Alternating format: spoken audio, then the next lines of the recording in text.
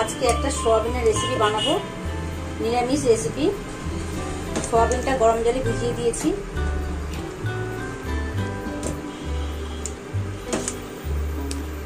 10 minute ভেজানো থাক। একটি মিক্সিং জারে আদা, টমেটো আর সাদা জিরে ভালো করে বেটে নিচ্ছি। গ্যাসে কড়াই বসিয়েছি, কড়াইটা গরম হয়ে গেছে। এখন দিয়ে দিলাম তেল।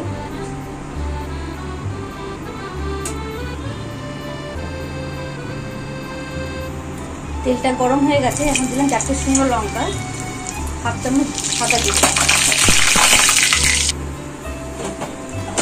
গ্যাসের ফ্লেমটা কমিয়ে এর মধ্যে সেই বাটা মশলাটা দিয়ে দিলাম।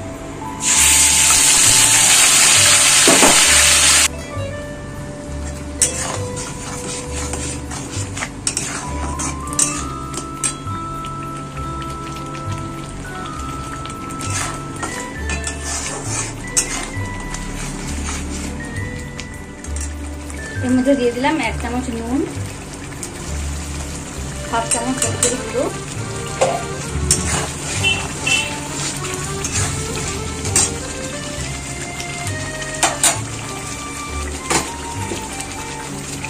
এর মধ্যে দিয়ে দিলাম আলুর টুকরো।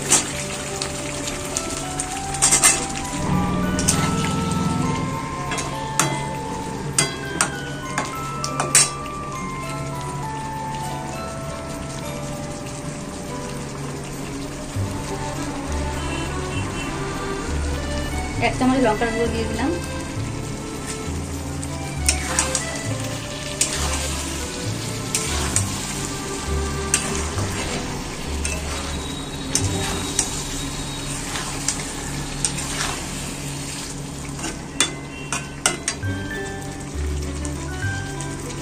ঢাকা দিয়ে 5 মিনিট রান্না করে নিচ্ছি। ফিরে আসছি 5 মিনিট পরে। 5 মিনিট পরে ঢাকা খুললাম।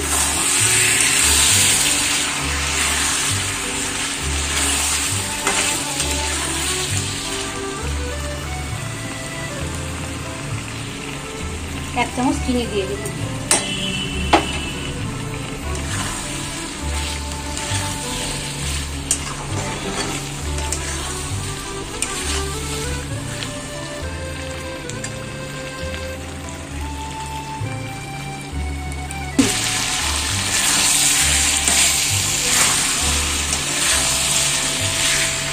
আর 5 মিনিট ভালো করে কষিয়ে নিয়ে জলে ঝরিয়ে রাখা সয়াবিনগুলো এর মধ্যে দিয়ে দিলাম।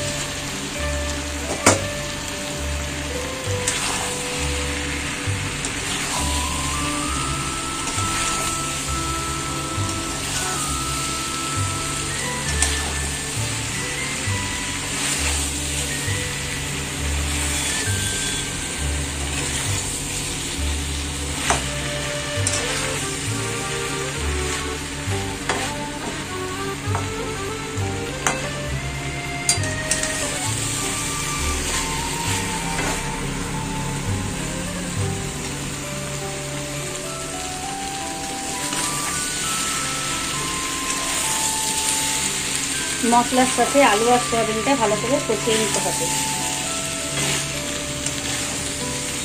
মশলার সাথে কষিয়ে নিয়েছি। এবার দিয়ে দিলাম পরিমাণ মতো জল।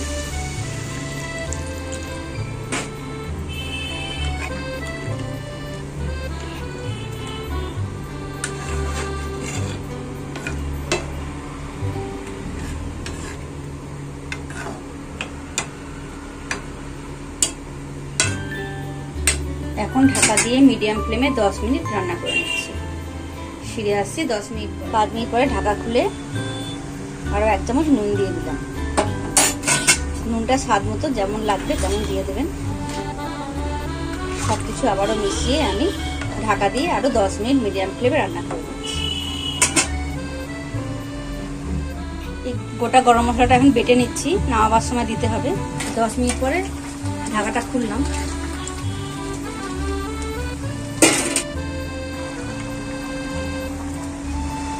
গরম মশলা বাটাটা এর মধ্যে দিয়ে দিলাম। গ্যাসের ফ্লেমটা কমিয়ে 2 মিনিট ঢাকা দিয়ে রান্না করে নিচ্ছি।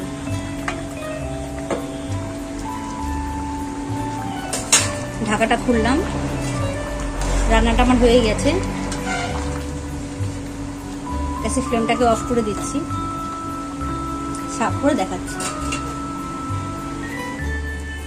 রান্না হয়ে গেল সয়াবিন আলু কষা।